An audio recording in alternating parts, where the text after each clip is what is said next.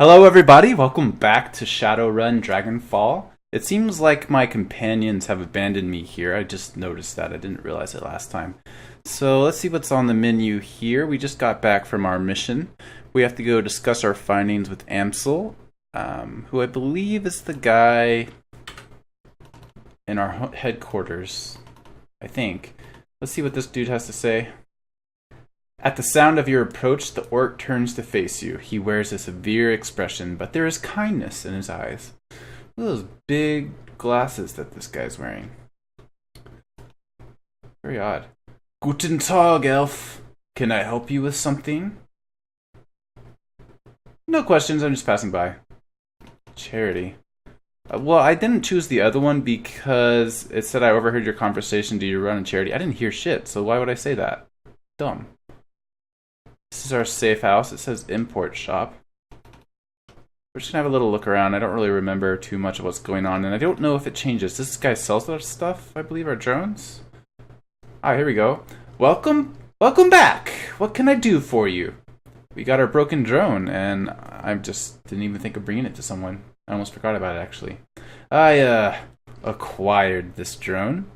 Can you get it up and running again? Yeah, probably. It might take a bit of doing, though. I love working on these old corp drones. Can't make you any guarantees, but either way, it's on the house. Okay. Oh, it's on the house. Awesome.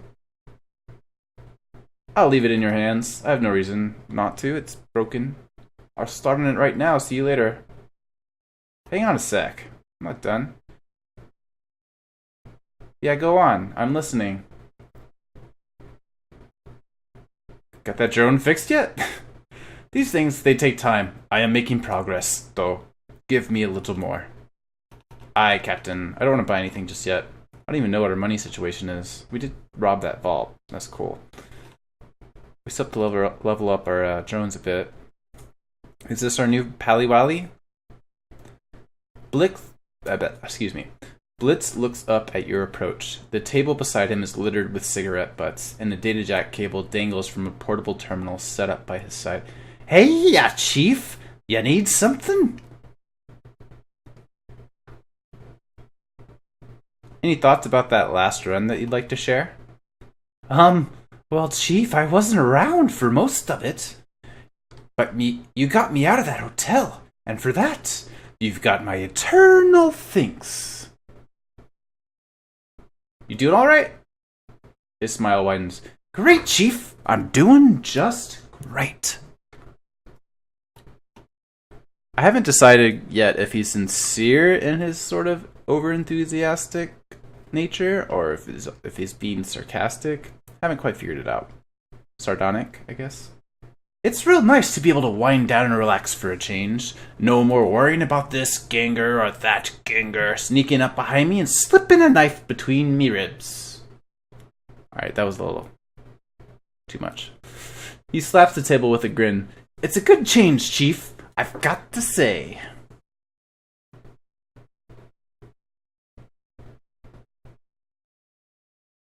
Good. Then you can focus on getting our current job done. 8-ball. Come on! He gestures at himself with a flourish. Blitz is always 100% focused. Got some questions for you. Blitz glances wistfully back at the terminal on the table, then turns back with a sigh of resignation. I suppose, but try to keep it short, okay, Chief? I've got things to do. How long were you in Drogen Keep? I ended up there after the anarchist revolution of 39. I was just a kid back then, too young to realize how good I was. How much money I could have made working the shadows. He shakes his head, a wistful expression on his face. And so, being young and dumb, I fell in with the gang crowd, and that was that.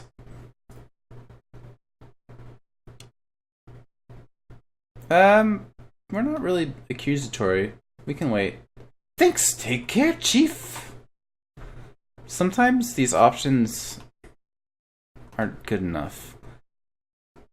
Like, April would never ask, why can I trust you? She's in You know, she's kind of a shady person herself. It's a very strange question, but the other option was it could wait, like to stop the conversation. Very odd. Oh yeah, I forgot we had a dog, Dante. You look down to see a pair of bright eyes set into a scruffy face looking back up at you. Dante, Monica's old dog. Looking down into those huge brown eyes, you see intelligence and sadness. On some instinctive level, he must know that his master is gone. Dante lets out a small whine, then rubs his head against his leg. Pet him. 8-Ball can be a little cold, but she loves her doggy, her new doggy. It seems that he doesn't know that one. Sit. He sits. Good doggy. We gotta teach him how to play dead, it seems. We don't want to talk to Amsel just yet. I said we would read some more of these bios. Let's check out Glory. What's this? That's their stash. Iger, shut up, Iger. No one cares what you have to say. Your workstation and mission computer, the command center for your team's operations, and your last link to the memory of Monica Schaefer. Her thoughts and words live on in the machine. At times, it's easier to forget that she's gone. 0 unread messages. Okay. Personnel files. Let's check out Glory. The image of Monica winks onto the screen. I don't remember what her voice is. Glory! Nope, not that one. Glory! Our damaged enigma. I've known her for almost 5 years now, but I don't think I'll ever really know her. Somehow I doubt anyone will. On an operational level, Glory's solid. The chrome of hers may be old, but it gets the job done. I've seen her take a troll apart with her hand razors, and when her adrenal pump is running, she moves faster than anyone I've seen. On top of all that, Glory's a competent field medic. I did not know that about her. I don't know where she learned medicine, yet another question mark, but she's patched me up at least a dozen times. Between her skill with the med kit and Dietrich's magic, we haven't had much trouble with serious injuries, and in our line of work, that's a luxury. Monica pauses for a moment, then shrugs. That's really all I know about Glory. She keeps to herself, barely talks, and spends most of her off time staring at nothing. I've seen this kind of behavior before, of course. Something bad happened in her past. Deep down, I think she's still running from it. And I'm sure that her cyberware ties into it somehow. Like it was forced onto her, maybe? I don't know. Maybe someday she'll open up to me. I'd like to think that she will. We'll see, I suppose. The image winks off. Bloody blue. Blah, blah. Alright. Cool. We'll check out the others later. Any jobs? No. BBS? Let's search for keywords. Where to find else? Is there any elf clubs or bars in the downtown area? I really want to meet one. They're just so beautiful. Maybe we can go dancing? Do elves like dancing? Alex Tusk. There's one in Strasstrave. Bring a bouquet of roses. Elves love a romantic. The elf clubs I know of are members only due to creepy groupies. Like you. Not really appealing when a guy is only after them for the shape of their ears. Client screwed me.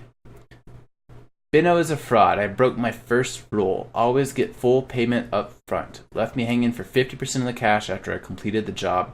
I'm sure he'll change his name by the time this posting goes up. Male elf, brown hair, gold eyes. Looked to be in his mid-30s. Be careful who you work for out there. Male elf, brown hair, gold eyes. Male elf, gold eyes.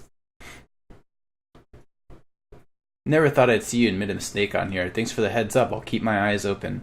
We'll forward any info I come across if you're still looking to collect from this guy. Sent you some surveillance footage. Is this your man? Hey, it's Blitzy. Here. Sure is. Nice one. I'll split the take with you if this lead pans out. Good to find there's still some honor among runners. That was Blitz. Post pay data for sell. Attach data to escrow account. Data will automatically be sold to the highest bidder. Hmm. Interesting. You have anything new? No? Anything new? 3, 2, 1. New? No. Okay. Just checking my feed, y'all. Leave me alone. Glory, what's up? I read your profile. What do you think about that? Glory's expression remains distant, but her lips curl upward into a hint of a smile. 8-ball. No, that's not right. 8-ball. Need something? I'd still like to know more about that chrome you're sporting. That's not a story that I'm interested in telling out of context. If you really want to get in it, we're going to need to go back. Way back. She stares at you with her cold, dead eyes. I'm not sure you want to do that. You say that you'll give me answers when we talk about your past, so let's talk about it. Why do you care? There's no hostility in her voice. If anything, she sounds suspicious. I don't care, not particularly. I'm just curious. She pauses for a moment considering, then she nods. All right, fine. We can talk, but we're doing it on my terms. I thought that might appeal to her a little bit more than, I'm the leader of this team. That's, again, not 8-ball style. This is a long story, 8-ball. Long and ugly and cruel. Are you sure you want to hear this?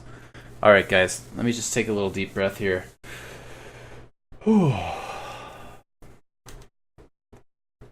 Please.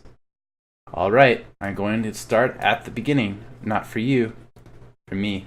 I guess that it might help me to say all of this out loud. Interesting. Monica never got this story. What do you think of me now, Monica? Oh, wait. She liked me. Sorry. And she's dead. Now I feel kind of bad. She takes a deep breath and slowly releases it. When she speaks, her voice comes out in cool monotone. I don't know what a monotone sounds on a woman. I can obviously do it for a guy. My family lived in Stuttgart. It was a nice enough place, I suppose. My parents worked as wage slaves for IFMU. My mom was a good person. Once upon a time, my father was a decent person as well. That's what Mom always told me, but I never knew him that way. She pauses for a long moment. When she begins speaking again, some of the ice has fallen away from her voice. For the first time since you met her, Glory sounds alive. The dad I knew was an old, damaged Euro war vet who turned to hardline religion to make sense of the world. In Stuttgart, that meant either the Ritter Christi or the fascist cousins, the Kreuzritters. My father chose the latter path, the Kreuzritters. I still remember hiding in my room when my father had his Kreuzritter brothers over for prayer group. They would drink and get rowdy, then spend an hour or two riling themselves up with the talk about heretics and the devil's work. Then they'd go find some poor elf or dwarf, stomp the living shit out of him, and drown him in the Neckar. Poof. Meanwhile, I'd be holed up at home with Mom, who would commemorate the event by drinking a bottle of wine and crying herself to sleep.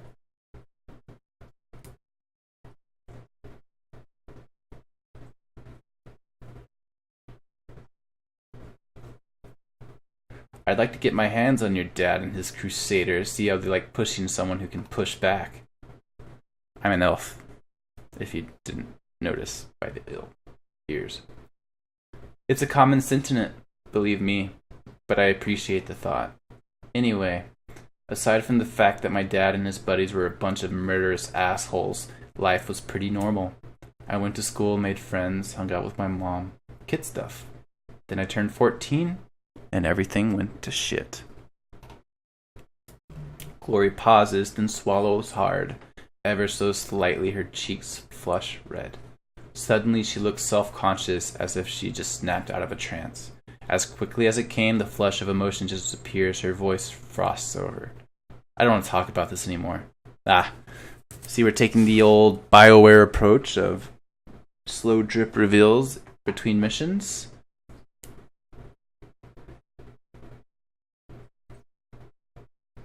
You don't need to say anything that you don't want to, but if you ever want to talk, you know where to find me.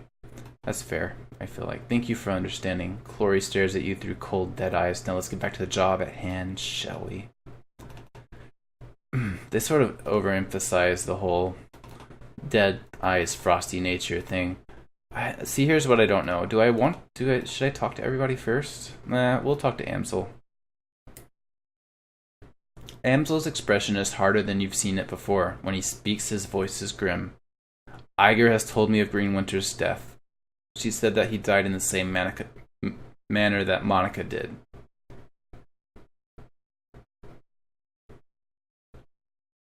I've seen worse. Amsel pauses, then gives you a small nod. From some of the stories Monica told me, I don't doubt it. All the same, Iger was badly shaken by the sight of Winter's corpse. She tried to hide it, but I could tell. I mean, I couldn't really see anything. That's kind of weird.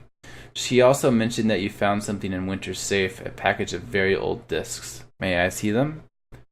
Hand over the discs. Of course. Good God. Gingerly, Amsel lifts a disc from the bundle and holds it up to the light. Slowly, he begins to turn it in his hand, causing rainbow patterns to shimmer across the surface. I haven't seen one of these since I was a boy. This is a DVD-RW, a data storage medium from the mid-2000s, because of course it is. I'm amazed that Winters was able to find a device that could play it. Do you know how we can read these things? He puts down the DVD in his hands and quickly inspects the others. The first disc that I looked at might be readable. The others are damaged, some severely so. I have my doubts about them. For now, let's concentrate on the undamaged disc. There's a little shop outside the data haven. Talk to the proprietor. Hey, it's our friend Malit Holier. She might be able to help. Tell her to put the cost of the device on my account. Why don't you do it yourself? This might come as a shock, but I'm not your errand girl. Yes, you are.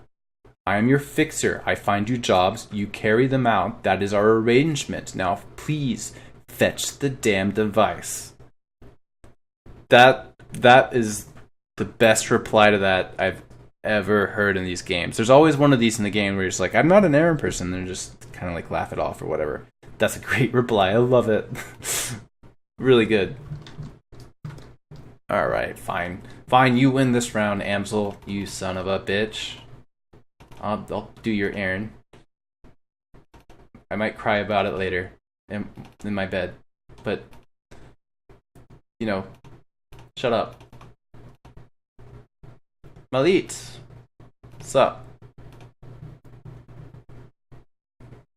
Welcome back. What can I do for you? Man, you're pretty useful, huh? Really? This is old tech. Very old, in fact. Just a moment. I will go look. She turns to rummage through a bin of obsolete components at the back of her stall. Yes, here we are! The dwarf wrestles a mid-sized flat-screen display out of the bin. This display has old enough hookups to connect to a DVD player. RCA, you know. Vintage. The player itself, though. This I do not have. You may wish to try your luck down at the junkyard. There's a scavenger there, a primitive man with a crude disposition. If anyone here in the cruise bazaar can help you find your DVD player, he can. But we'll almost certainly attempt to overcharge you for it. Then we will murder him. She takes a deep breath and smiles up at you. She has a strange way of speaking, and I'm not sure if it's poor dialogue or if it's intentional. I'm gonna think it's intentional because so far the dialogue has been pretty decent. But you are not here for gossip. See what I mean? But you are not here for gossip. Shall we conclude our business? I could give you the display for, say, 200 yuan?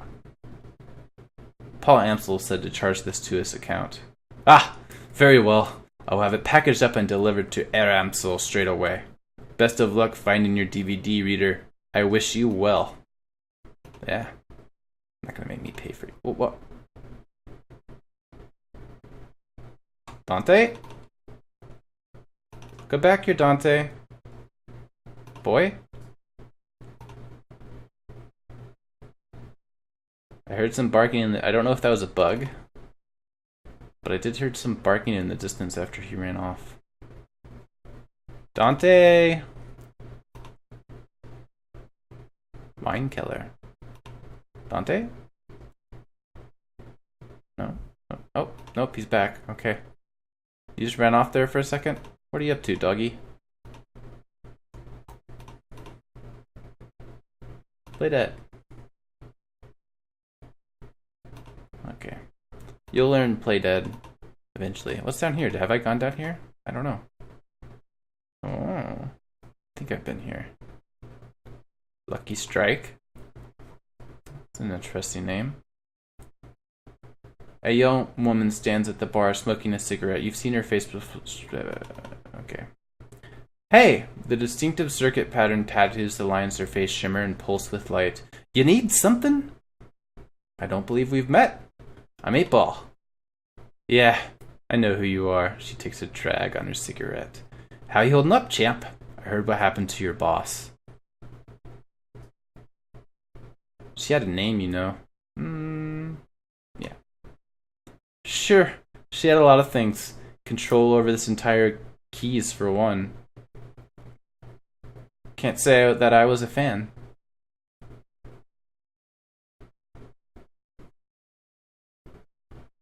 Whoa there, Monica didn't control the cruise bazaar. Didn't she? She locks eyes with you. Then why did the place start falling apart the second that she got geeked? She takes another drag of her cigarette. The smoke spills out of her mouth as she speaks. Either Monica controlled the cruise bazaar, or she had her fingers in so many pies that she might as well have. Comes out to the same thing either way. I'm sorry for all the stuttering I'm doing. I don't know what's with me tonight. Lucky Strike taps out her cigarette and leans towards you, a predatory grin on her face. You and your friends, you followed Monica too. Obeyed her orders without question, right? Not without question. There were debates. And at the end of the debates, Monica would put her foot down and you'd wind up doing whatever she said. Right? Don't bother answering. It was a rhetorical question. Fuck you, you don't know me. I don't follow anyone without question. You stupid, lying-faced cigarette smoker. For such a rabid anarchist, your friend seemed awfully comfortable being in power. Kind of a contradiction in terms, don't you think? You just think you're so smart, don't you? You can't even get symmetry on your face, can you? Nope. No, I don't, and I don't think that you know a damn thing about who Monica really was. She shrugs. Fair enough, you're probably right. I didn't know her like you do. I'm sure that she was a lovely person. All I really know is that your friend's death left a power vacuum, and that the cruise bazaar is less stable because of it.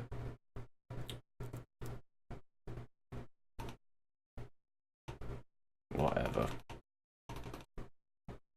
So she's hinting at Monica was in to stuff that we aren't really aware of, which is interesting because I hadn't really considered it before because Monica seemed like a pretty straightforward person. But if that's the case, you know, like she potentially knew she was getting into something a little bit more. And I guess that would also make sense because she recorded that video of her potentially being dead. Was this person here before? Simi? The Mother Superior, she says she will be 7 for me to care for. I need to see them. 7 what? What do you have to care for? You're high as a kite, aren't you? We could fly kites. I should ask the Mother Superior. She says I'm to be governess to the children. I need money to go back to them. I'm gonna step away now. Yes, good. I need to rejoin the children. Get out of here. I'm sort of debating whether I need to read the flavor text of... because it kind of makes sense just to read it, as if you... No, we don't want to talk to Zak here. Oh, Zaki, we don't give a shit what he has to say. Let's save real quick.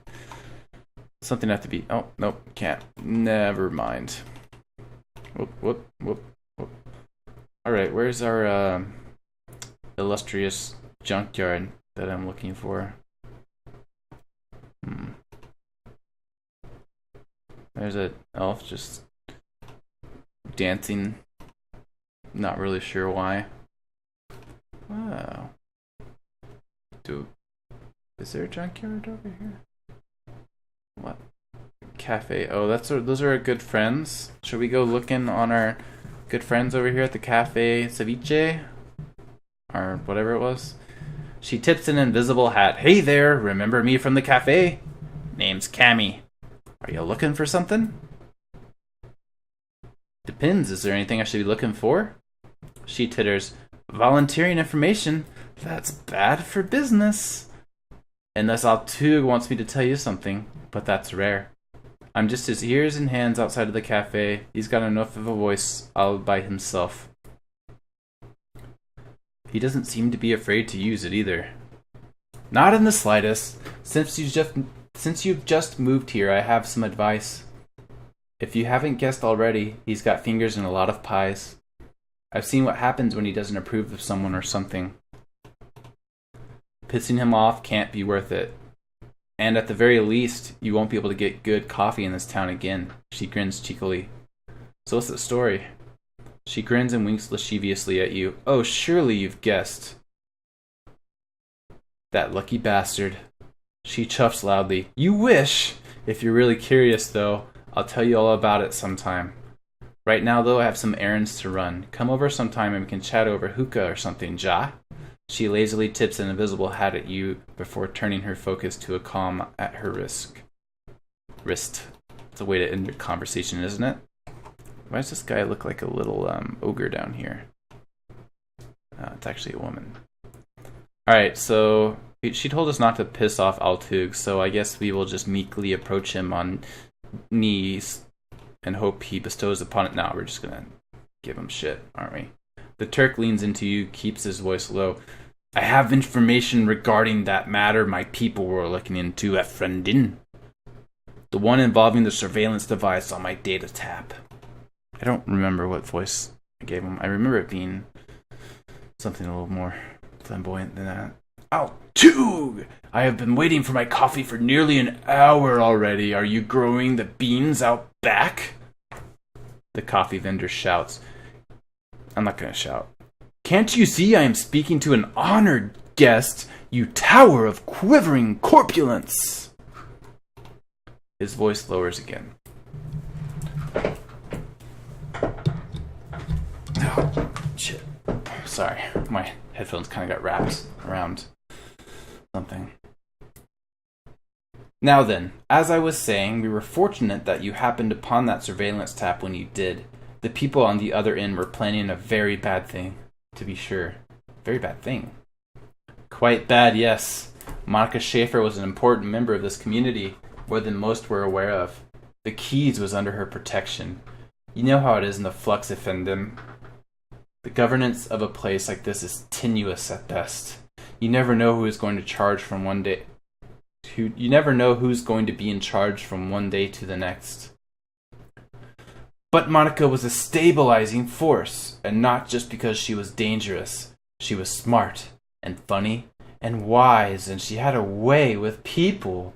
They wanted to support her, to follow her, because they loved her. He's getting a little too into it. Some sweat is just like appearing on his brow here, and his bottom lip is trembling a bit. When she was killed, it left an opening for others. It would have meant bloodshed and pain if this council had been allowed to continue their plan. But they did not. We saw to it, you and I. Putting on a show, are we all, Tug? You son of a bitch, I won't buy it. I won't buy it. What happened to them? They have been reasoned with. Let us simply say the matter is settled and leave it at that. The Cruz Bazaar will maintain its stability a while longer thanks to us. Now what can I do for you, Effendum? Would you like some coffee, perhaps? Just killing time. I don't want your stupid ass coffee. You got anything else to say to me?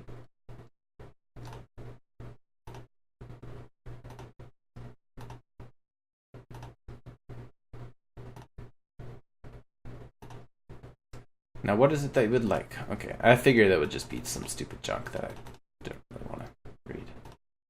Man, I thought I was going to be able to just, like, give this guy the old middle finger for no real reason, just because she told me not to piss him off. I do enjoy doing that in these games. Knock someone down a peg or two. Alright, so we'll go talk to Dietrich.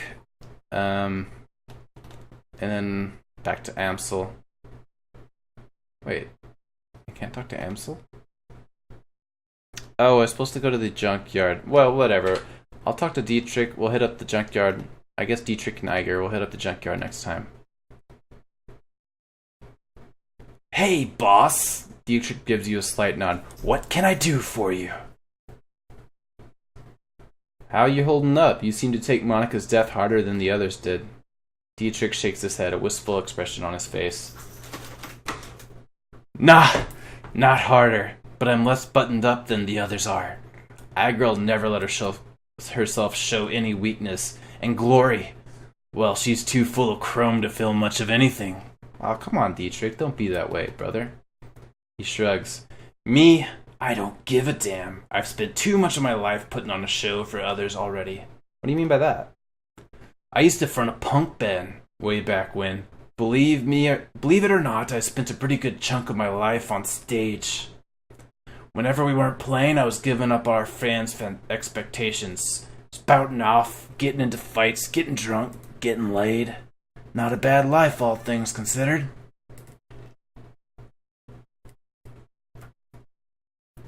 Wait a second, you can sing? He regards you with a critical eye. I was the front man for a punk band, boss. Fuck no, I can't sing. Fair enough. Can't argue with that. He grins. But I wasn't half bad at riling up a crowd. God, it hurts my voice.